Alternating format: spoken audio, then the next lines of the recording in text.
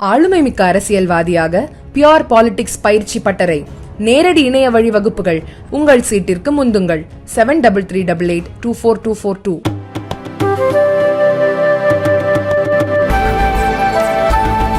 பாஜகவின் B team திமுக தான் என்று நாம் தமிழர் கட்சி ஒருங்கிணைப்பாளர் சீமான் தெரிவித்துள்ளார். இன்று சென்னையில் செய்தியாளர்களை சந்தித்த அவர், அண்ணா பல்கலைக்கழகத்தில் நடந்த முறைகேட்டை அறப்போர் இயக்கம் வெளிக்கொண்டு வராவிட்டால் யாருக்காவது தெரிந்திருக்குமா? கடந்த 3 ஆண்டுகளில் 1000 ரூபாய் திட்டம் தவிர வேறு ஏதாவது அரசு செய்தது உண்டா? திருச்சி எஸ்பி வருண்குமார் மீதான அவதூறு கருத்துக்கும் எனக்கும் தொடர்பு இல்லை. சமூக வலைதளத்தில் ஆபாசமாக எழுதியவர்களை கட்சியிலிருந்து நீக்கியுள்ளேன். என்னையும் என் குடும்பத்தாரையும் என் கட்சி பெண்களையும் தொடர்ந்து இழிவுபடுத்தி வருகின்றனர். எனது குடும்பத்தை பற்றி சமூக வலைதளத்தில் ஆபாசமாக எழுதியதை எல்லாம் நான் கடந்து செல்கிறேன் என்றார். மறைந்த முன்னாள் முதல்வர் கருணாநிதி நினைவாக 100 ரூபாய் நாணயம் மத்திய அரசு வெளியிட்டது தொடர்பாக பேசிய சீமான், திமுகவை யார் எதிர்த்தாலும் அவர்களை சங்கி என்று கூறுகின்றனர். உண்மையில் பாஜகவின் பி டீம் திமுக தான்.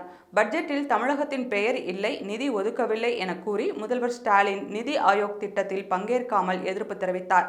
ஆனால் இப்போது அப்பா பெயரில் 100 ரூபாய் காசு வெளியிட்டதும் கை குலுக்கி கொண்டிருக்கின்றார். அவ்வளவுதானா உங்கள் கோபம்? 100 ரூபாய் செல்லா காசுக்கு சரணடைந்து விட்டீர்கள் என்றார். தமிழக வெற்றிக் கழகத்துடன் கூட்டணி வைப்பது குறித்து பேசிய அவர், செப்டம்பர் மாதம் விஜய் கட்சி பணியை துவங்குகிறார். எங்களுடன் கூட்டணி வைப்பது குறித்து தம்பி விஜய் தான் முடிவெடுக்க வேண்டும் என்றார்.